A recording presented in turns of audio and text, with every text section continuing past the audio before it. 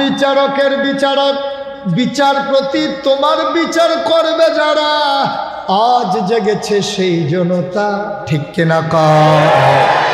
সুতরাং ওই তিনি বিচারকের বিচারক, যিনি আহকামুল হাকিমিন, তার কাছে বিচার দিলে বিচার পাওয়া যায় নাকি যায় না? দীর্ঘ 53 বছর গেল, 2024 সালের 5ই আগস্ট আবার আমার মায়ের বুক খালি হলো, আবার আমার যৌবন দীপ্ত প্রাণ তরুণেরা ওই আবু সাঈদের মতো মুগ্ধর মতো পুলিশের সামনে সিনা টান টান করে দাঁড়ালো, আর বুকের দিকে তাকিয়ে, চোখের দিকে তাকিয়ে গুলি করলো আবু সাঈদের বুকে। আবু সাঈদ ভাবতেও পারে নাই স্বাধীন বাংলাদেশে তার বাবার টাকায়, তার চাচার টাকায়, জনগণের টাকায় কেনা বুলেট তার বুক ঝাঁঝরা করে দেবে, আবু সাঈদ কল্পনাও করে নাই, ঠিক কিনা? যিনি বিচারকের বিচারক, বিচারপতি তোমার বিচার করবে যারা, আজ জেগেছে সেই জনতা, ঠিক কিনা কয়?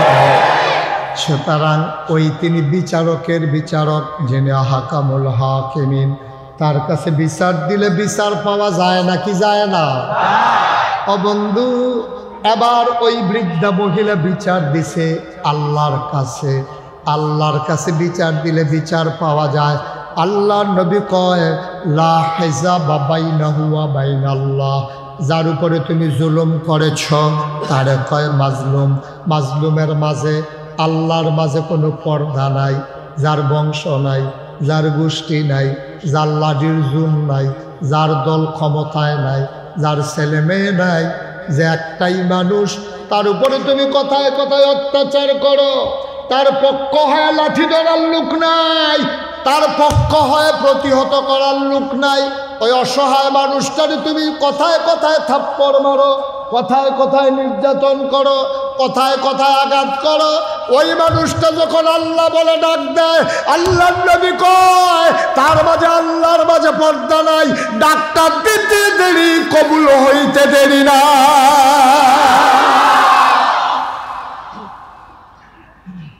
মহিলা ডাক দিছে নবীর পক্ষ হয়ে, আমি আল্লাহ বিচার চাই, কেন অন্যায়ভাবে মুহাম্মদের উপরে আমার আল্লাহ রাব্বুল আলামিন কুরআনুল কারীমে কত সুন্দর করে ওয়াজ করে দিলেন।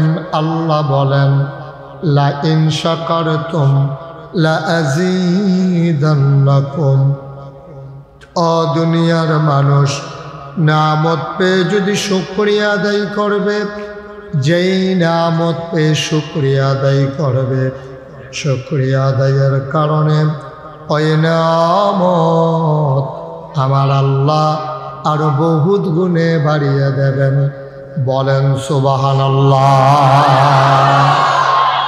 এই যে বাচ্চারা, বিরক্ত করো না, হ্যাঁ, লক্ষ্মী শোনো, একেবারে মজা করে বসো, আরাম করে কথা শোনো। এখানে কোনো ঝড়ঝাপটা, হই হুল্লোড়, তামাশা টামাশা নাই। তামাশার দিন তো শেষে, তামাশার দিন আছে না শেষ? এমন একটা সময় গেছে, বক্তা ওয়াজ করতেছে, ওনার মন মতো হয় নাই, গায়ে লাগিয়ে গেছে, তখন আয়সা বলছে মাইক কাইরা নিস, এরকম হয় না? সেই দিন আর নাই। এখন বক্তা তার মন মতো কোরআন সুন্নাহ থেকে আলোচনা করবে, ওই বাধা দিয়ে মাইক থেকে, মঞ্চ থেকে নামিয়ে দেওয়ার ক্ষমতা আর কারো নাই, ঠিক কিনা বলো? এখন বাধা আসবে তো লড়াই হবে, ঠিক কিনা বলো? ওই একচেটিয়া ছেড়ে দেওয়ার আর সুযোগ নাই। দিন গেছে যা তাই গেছে, এটি বুঝলাম। আরে কতবার বুঝাইয়া বললাম এরকম করলাম না, শুরু করছেন এইরকম, তো কেমনে ওয়াজ করবো ভাই? আপনারা তো ছোট মানুষ না, তোমার সাল্লাম, আর কেমনে বললে বুঝবেন? কে আসলো, কে গেল, কারে মঞ্চ উঠে দেওয়া, এখন বাদ দেন। আপনি মনে করবেন আপনি ছাড়া কেউ নাই দুনিয়াতে, ওইভাবে নিরিবিলি চুপ করে বসেন। সময় তো পাবেন না, সময় তো একেবারে কম। আমাকে এই যে এখন কথাটা বলা লাগলো, এই জায়গায় আমি আরেকটা কথা বললেন, উপকার ছিল। আমিন বলেন। তাইলে এখন কোরআন সুন্নাহর মতো মসজিদের ইমাম তার এই মেম্বার থেকে কথা বলবে, ঠিক কিনা বলেন?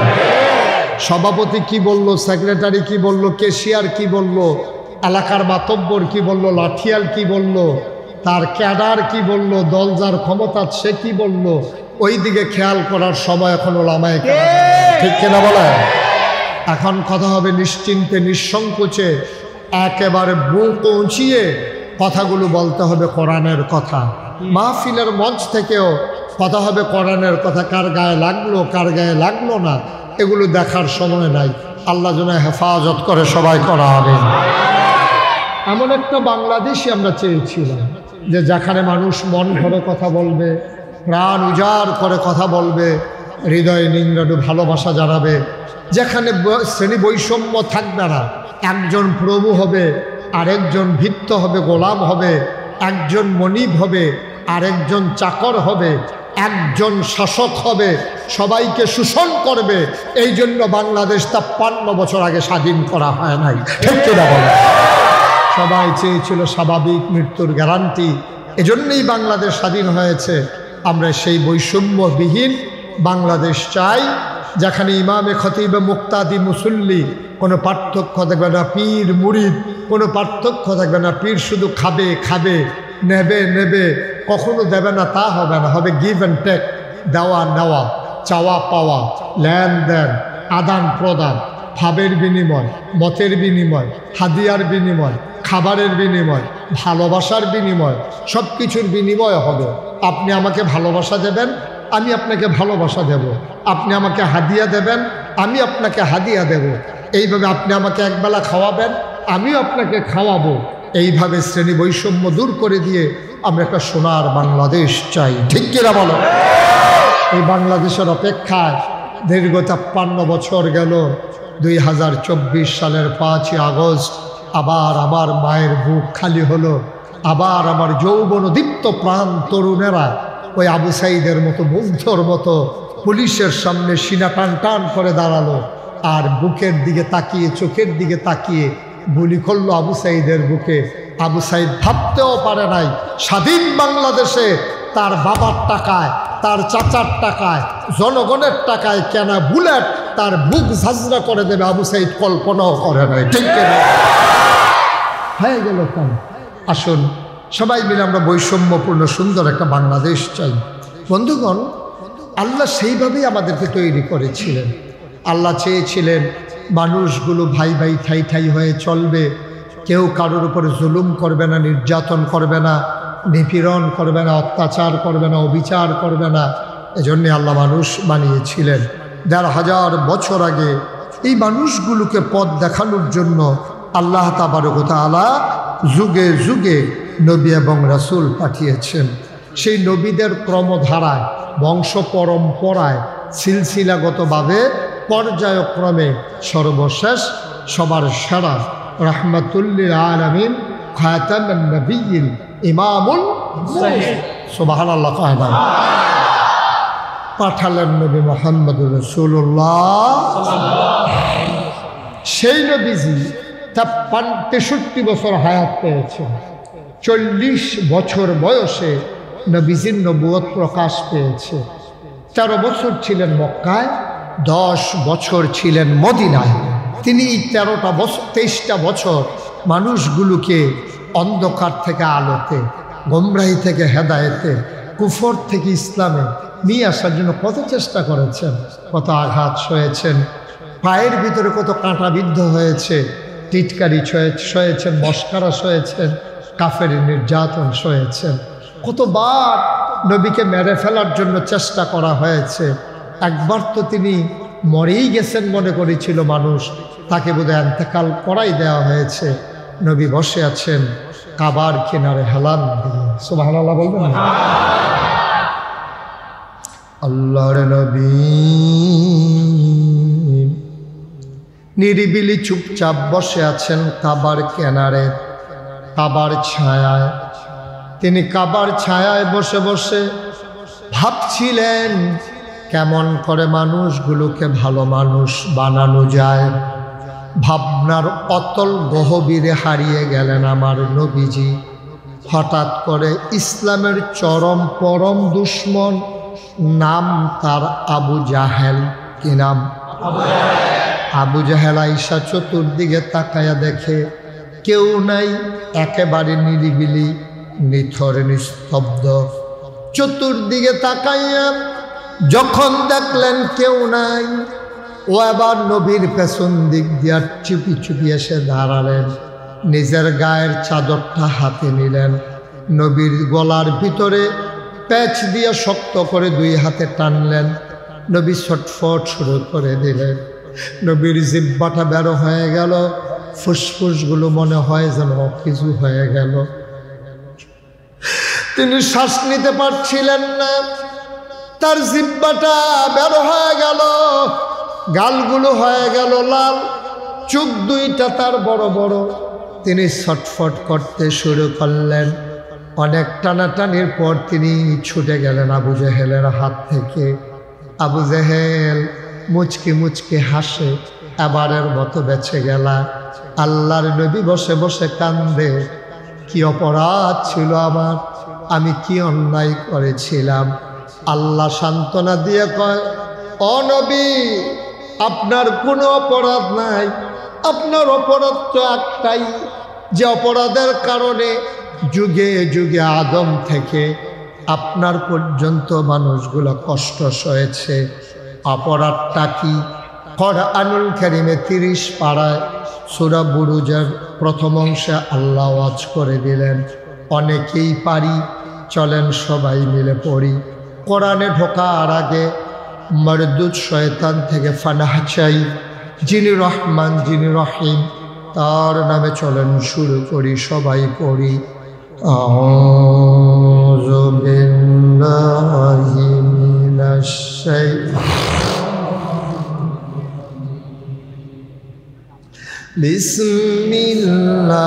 বিসমিল্লাহির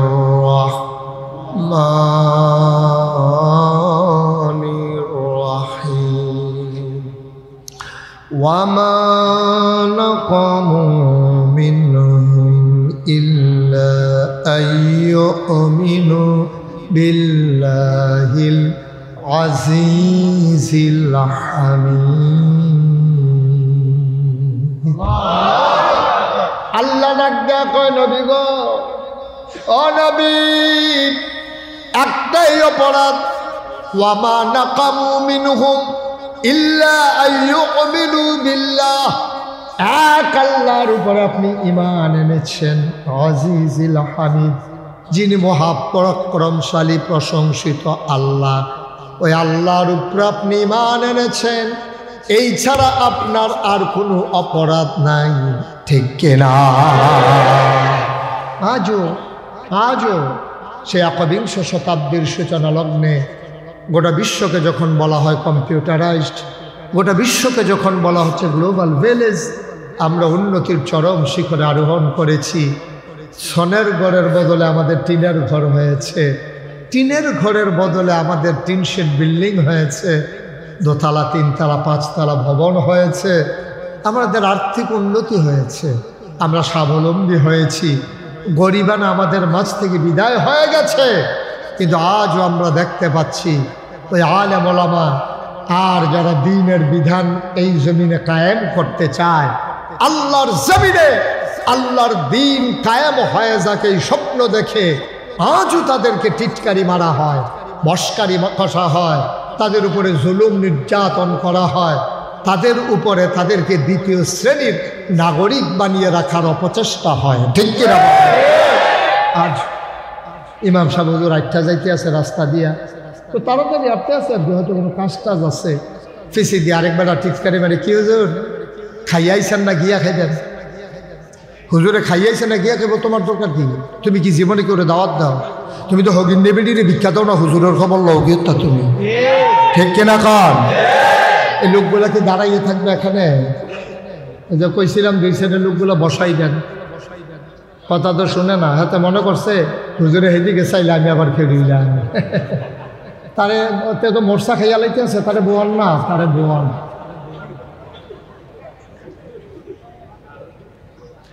এই ধরনের কাজ কারবার বাংলাদেশে আছে নাকি নাই? আলেম ওলামা দেখলে টিটকারি মারে। ফোলাডারে মাদ্রাসাত ভর্তি করেছে, তার 27টা বছর বয়স, তা পাঞ্জাবি গায়ে টুপি মাথার দেয়, তার মারবে, তার মায় বেড়ে তারে টিটকারি মারে। আমরা হুজুরে তো আছে নাকি নাই? আমরা হুজুরে তো টিটকারি মারে, তার মনটা খারাপ হয়ে যাবে শুধু মানুষ। তা কোরআন শরীফ মুখস্থ করবো, আমি বলি মা, ও বাবা, ও সমাজের মানুষ, আপনি বুঝেন নাই তার মর্যাদা। সে যখন এই গ্রামের উপর দিয়ে হেঁটে যায়, ফেরেশতারা নূরের পাখাগুলা তার পায়ের নিচে বিছাই দেয়।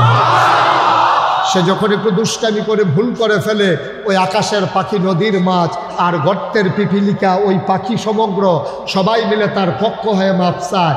আল্লাহ কোরআনের পাখি কোরআন মুখস্থ করতেছে, ছোট মানুষ তো একটা ভুল করে ফেলেছে, তুমি মাফ করে দাও। সুবহানাল্লাহ বলবেন না?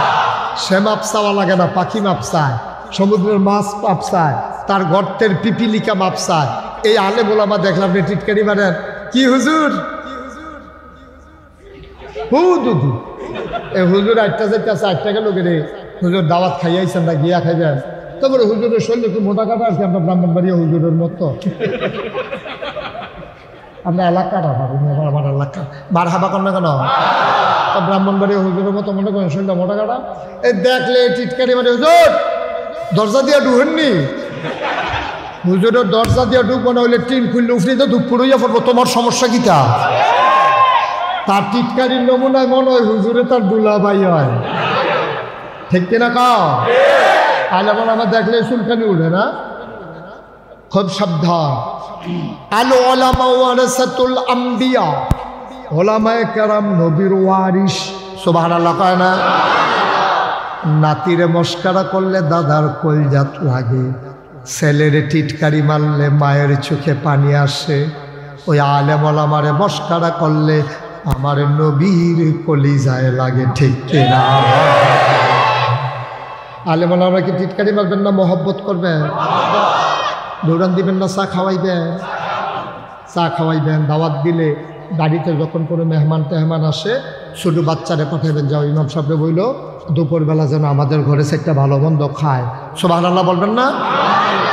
এরকম আদর যত্ন করবেন, মহব্বত করবেন। ছেলে যখন ফোন করে বলবে যে আব্বা আমি তো বিদেশ থেকে দেশে আসবো, এখন আপনার জন্য কি আনবো? বাপে কান্দা দিয়া কয় পুত্রে আমার কিচ্ছু লাগতো না। ইমাম সাহেব হুজুরে যে ঘুমায়, রুমটার ভিতরে বড় ঠান্ডা, সেই দিন ঢুকছিলাম, হুজুরের লেগে একটা ডাবল কম্বল আনিস যেন ভিতরে ঢুকে শরীরটা ঘাম দিয়া লাই। এটা মহব্বত না, বিনিময় পাবেন আপনি জান্নাতে, ঠিক কিনা বলেন? আল্লাহ মাথা লাগেন না, মুহে কইয়েন। হ্যাঁ, আমরা এগুলো কইলে মুহে কয়, মাথা লাল হইতো না, ঠিক নিও। এবার কইছে মাথা লাগছে না, এবার আওয়াজ করে কইছে আমিন বলো, জোরে আরো জোরে। তো যেই কথাটুকুন বলছিলাম, অপরাধ কয়টা? ওয়াজ শুনেন নাই মন দিয়ে? ঠিক আছে, অপরাধ কয়টা? ওয়ামা নাকামু মিনহুম ইল্লা আইয়ুমিনু বিল্লাহিল আজিজিল হামিদ। ওই মহাপরাক্রমশালী এক আল্লাহর উপর আমরা ঈমান এনেছি, এছাড়া আমাদের আর কোনো অপরাধ নাই, ঠিক কিনা বলেন? আল্লাহর নবী গলায় মারস, কথা মনে আছে নাকি?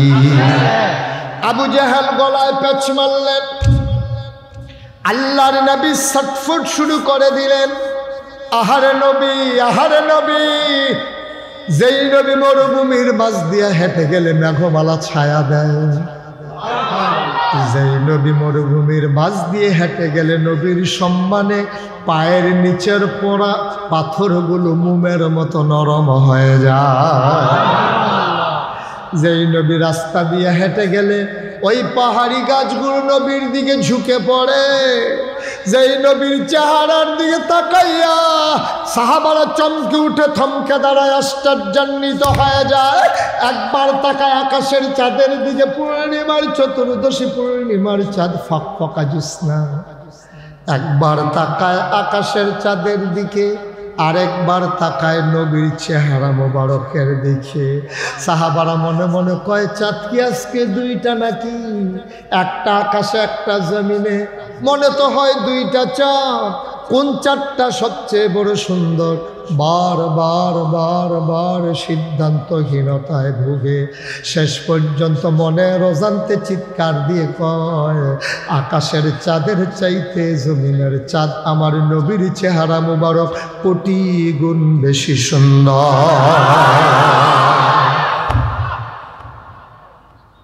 এই নবীরে মেরে ফেলতে চায় কে? Thank you. খুব মনোযোগের সাথে নামটা মনে রাখছে। এই দুই কারণে নামকরণ যায়, একটা হলো বালা কাম করেও নামকরণ যায়, আরেকটা হইলো খারাপ কাম করেও নামকরণ যায়। আবু যে হলো নাম করছে, সাংঘাতিক নাম করছে। নামটা এক নামে, তার নাম মুখস্থ।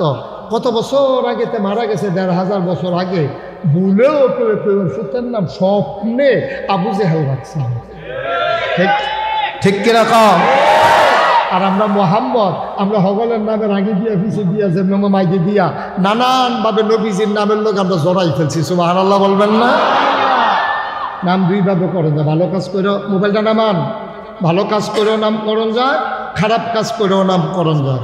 মানুষের শান্তি দিয়েও নামকরণ যায়, অশান্তি দিয়েও নামকরণ যায়। মানুষের জীবন বাঁচাই রেখেও নাম করা যায়, মানুষকে গুলি করে হত্যা করেও নাম করা যায়। তবে একটা সুনাম আর একটা দুর্নাম, ঠিক কিনা?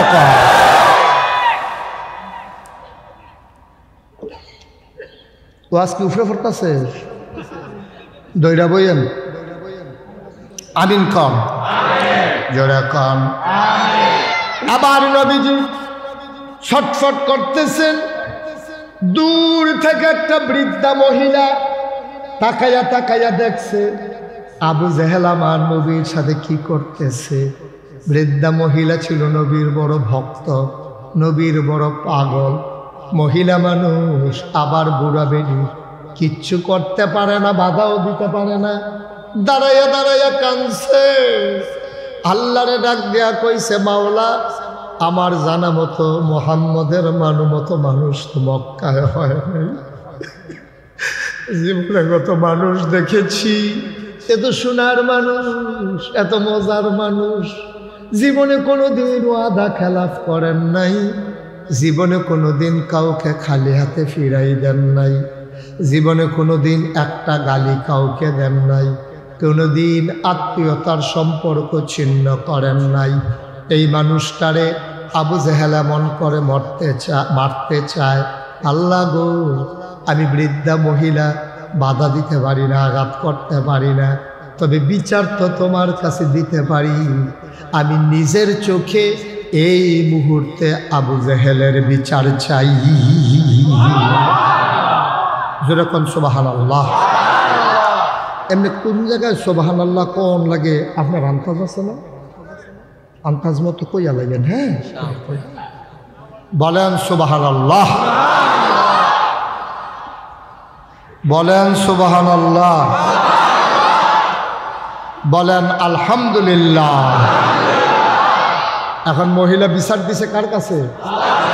থানা, জজ কোর্টে, নিম্ন আদালতে, হাইকোর্টে, সুপ্রিম কোর্টে, আপিল বিভাগে বিচার দিছে হাকামুল হাকিম, যিনি বিচারকের বিচার। সুবহানাল্লাহ কয়।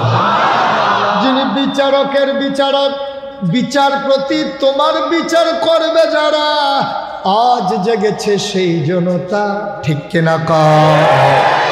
সুতরাং ওই তিনি বিচারকের বিচারক, যিনি হাকামুল হাকিমিন, তার কাছে বিচার দিলে বিচার পাওয়া যায় নাকি যায় না? ও বন্ধু, এবার ওই বৃদ্ধা মহিলা বিচার দিছে আল্লাহর কাছে। আল্লাহর কাছে বিচার দিলে বিচার পাওয়া যায়। আল্লাহর নবী কয়, লা হিজাবা বাইনাহু ওয়া বাইনাল্লাহ, যার উপরে তুমি জুলুম করেছ তারে কয় মাজলুম। মাজলুমের মাঝে আল্লাহর মাঝে কোনো পর্দা নাই, যার বংশ নাই, যার গোষ্ঠী নাই, যার লাঠির জুন নাই, যার দল ক্ষমতায় নাই, যার ছেলে মেয়ে নাই, যে একটাই মানুষ, তার উপরে তুমি কথায় কথায় অত্যাচার করো, তার পক্ষ হয় লাঠি ধরার লোক নাই, তার পক্ষ হয় প্রতিহত করার লোক নাই। ওই অসহায় মানুষটারে তুমি কথায় কথায় থাপ্পড় মারো, কথায় কথায় নির্যাতন করো, কথায় কথায় আঘাত করো। ওই মানুষটা যখন আল্লাহ বলে ডাক দেয়, আল্লাহর নবী কয় তার মাঝে আল্লাহর মাঝে পর্দা নাই, ডাকটা দিতে দেরি, কবুল হইতে দেরি না।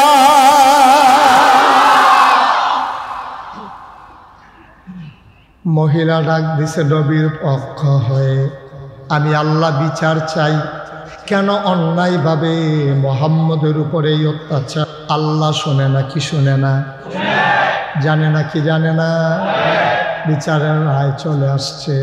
আল্লাহর খেলা বড় কঠিন খেলা। মহিলা তাকায় আছে রাস্তার দিকে, হঠাৎ করে কান পেতে শুনল উঠে ঘোড়ার পাড়ে ঠক ঠক ঠক ঠক আওয়াজ শোনা যায়। মহিলা রাস্তার মাঝে গিয়ে দাঁড়ালেন, দেখে এক সিংহ পুরুষ টকবক টকবক করে ঘোড়া নিয়ে আসতেছে। মহিলা রাস্তার মাঝে হাত ছড়াইয়া দাঁড়াইলেন, ওই ঘোড়ার পিঠের মানুষটা নামলেন। মহিলা তাকায়া দেখে মানুষটার কেউ না, নবীর চাচা আমির হামজা।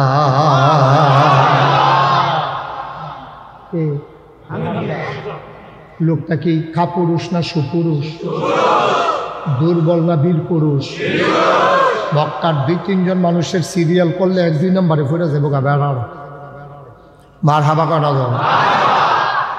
আবার আমির হামজা উঠে ঘোড়ার পিঠ থেকে নামলেন।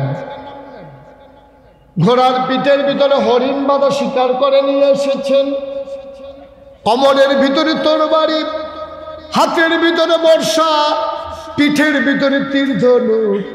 আমির হামজা নেমে কয়ে, এই বুড়ে রাস্তায় দাঁড়াইছ কেন? কয়ে তোমার গায়ে কি রক্ত আছে? আমির হামজার মতো মানুষরে কয়, তোমার গায়ে কি রক্ত আছে নাকি? তার বুড়ি কয় কি? পুরো মক্কায় 1-2 জনের ভিতরে নাম পড়ে, আমার এই যে গায়ে গাও রক্ত আসেনি। আমির হামজা বুঝছে কুসকুস কালা হয়, নিশ্চয় এখানে কোনো রহস্য আছে। আমির হামজা চুপ মেরে গেলেন। আমির হামজা কথা বললেন না। বুড়ি আবার ডাক দেওয়া কয়, রক্তের প্রতি তোমাদের কোনো টান নাই? তারে কয় কি আমার রক্ত, আমার টান নাই? কয় রক্ত ভালোবাসা নাই? তোমার ভাই আব্দুল্লাহ দুনিয়াতে নাই। এই আব্দুল্লাহ নাই বইলা তার মা আব্দুল্লাহর স্ত্রী আমেনাও নাই, তোমার দাদা আব্দুল মুত্তালিবও নাই। মক্কার মানুষগুলো তোমার এতিম বাতিজাদারে পাইয়া যার যা মন চায় তা করে। মন চাইলে কেউ মেরে ফেলতে চায়, মন চাইলে টিটকারি মারে মস্কারা করে। তোমাদের গায়ে রক্ত আছে নাকি?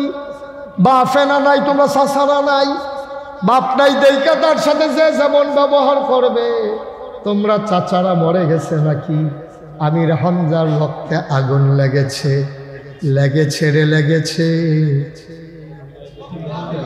রক্তে আগুন লেগেছে, ঠিক কিনা? মহিলা জাগা মতো আগুন ধরাই গেছে।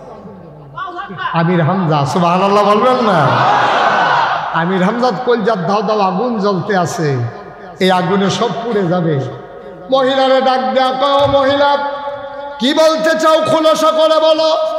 আমার মোহাম্মদের কি হয়েছে বলো, আমার মোহাম্মদ রে কে কি বলছে বলো। মহিলা মনে মনে কয় কারবার ধরাই দিছি, আগুন ধরাই দিছি, আবার আগুন সারখার করে দেবে।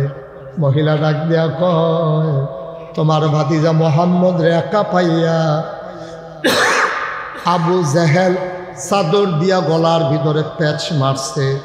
আমির হামজা কইতে কোহন আবু জেহেল ডাকো, কয় কাবার কিনারে আছে। আমির হামজা আস্তে করে কাবার কিনারে গেলেন, গিয়া দেখে আবু জেহেল বসে মুচকি মুচকি হাসে। আবু জেহেল মনে করেছে মোহাম্মদকে মেরেছে, এই কথা শুনলে আমির হামজা খুশি হয়ে যাবে। এই চিন্তা করে ডাক দেয়া কয়, আমির হামজা ঘটনা তো একটা ঘটাইছি। কয় কি ঘটনা ঘটাইছ? কয় মোহাম্মদ রাজকে কায়দা মতো পাইছিলাম, সামান্য একটুর জন্য মারতে পারি নাই। আমাদের বাপ দাদার ধর্মের মুখে চুন কালিমা খাইছে, তুমিও তো তারে মারতে চাও। তো নিজের মাথা তো আর নিজে কামান যায় না, নিজের ভাতিজারও তো আর নিজে মারা যায় না, মানুষে খারাপ বলবে। এই জন্য দায়িত্বটা আমি নিছিলাম। আমির হামজা কয়, তোমারে দায়িত্ব কে দিছে? মোহাম্মদ রে গায়ে আঘাত তোলার মতো দায়িত্ব তোমারে কে দিছে? আবু জেহেল বুঝা ফেলাইছে, বাতাস উল্টা বইতে আছে। দৌড়ও তো দিতে পারে না, দৌড়ের ভিতরে কিন্তু ফিটা সুবিধা। খেউরি থাকলে 2টা দিয়া মায়া লাগছে কেন? আর এই দৌড়াইতেছে ফিরতেছে, দৌড়াইতেছে ফিরতেছে, যা একটা সুন্দর লাগে। হ্যাঁ, পানির ভিতরে আরো বালাতে ভাইয়া উঠে টুপ করে, ভাইয়া উঠে টুপ করে দিতে, এটা আরো সুবিধা ভালো। তা তো জায়গা বইয়া রয়েছে। আমির হামজা কয়তে দৌড়টা দিলে না, সেটা দৌড়াইতে আমার ফিরতাম, কি একটা সুবিধা আছে। আমার ভাতিজার গায়ে আঘাত করার মতো ক্ষমতা তোমারে কে দিছে? আমার ভাতিজা কুরাইশ বংশের বনু হাসিম পুত্রের উজ্জ্বল নক্ষত্র, তার গায়ে তুমি আঘাত করা তোমার কলিজা তোমার কে দিছে সাহস? সুবহানাল্লাহ বলবেন না? আবু জাহেল থরথর করে কাঁপতেছে। আমির হামজার টান দিয়া ধনুকটা বের করলেন, কাঁধ থেকে ধনুকটা বের করে ঠাস করে একটা পিটা মারলেন মাথা বরাবর। সে মাথাটা সরাই নিছে, কিন্তু একবারে সরাই নিতে পারে নাই, মাথার এক পাশ ফেলে ফিনকি দিয়া রক্ত ছুটেছে। আমির হামজা রাগে গড়গড় করে কয়, কোনোদিন যেন আর এই সাহস না করো। একটু মনে করাই দিলাম, আমার বাতিজা মোহাম্মদ একা না, তার আব্বা নাই, তার চাচারা এখনো মরে যায় না। আমি ইসলাম মানতে না পারি, আমি মুসলমান না হতে পারি, আমার তো ভাতিজা, আমার তো রক্ত, শাসন করা লাগলে আমরা করব, তুমি কে? আস্তে আস্তে করে আমির হামজা বাড়ির দিকে রওনা করলেন। মনটা বড় খারাপ, আমাদের দুর্বল পাইয়া, আমাদের দুর্বলতার সুযোগে যে ইচ্ছা সেই নবীর গায়ে হাত উঠায়। তিনি বাড়িতে গেলেন, ডাক দেয়া কয়, মোহাম্মদ কই আছে? বলে দিল বাড়ির মানুষ ওই ঘরে। মোহাম্মদ মন খারাপ। আমির হামজা গেলেন, ঘোড়ার পিঠ থেকে হরিণটা নামালেন, তীর ধনুক নিজের গা থেকে খুললেন, বর্ষ বর্মা খুললেন, তরবারি খুললেন, গেলেন ভাতিজার কাছে। গিয়া দেখে নবীজির মনটা বড় খারাপ। ডাক দেয়া কয়, ভাতিজা রে, তোর আব্বা নাই, কি হয়েছে? মন খারাপ করিস না, মন খারাপ করিস না, আব্বা নাই, কি হয়েছে? আমরা তোর চাচারা আছি না, মন খারাপ করিস না, চোখের পানি বুঝ। ঘটনা একটা ঘটাই আসছি, ঘটনা একটা ঘটাই আসছি, শুনলে তুই খুশি হয়ে যাবি। আল্লাহর নবী কয়, চাচা কি ঘটনা ঘটাইছেন? যে আবু জেহেল তোরে আঘাত করছে, আবু জেহেলের মাথা ফাটাই দিছি। আল্লাহর নবী কয়, কার মাথা রইল, কার মাথা ফাটলো? এতে মোহাম্মদ খুশি হয় না, মোহাম্মদ প্রতিশোধ পরায়ণ নবী না।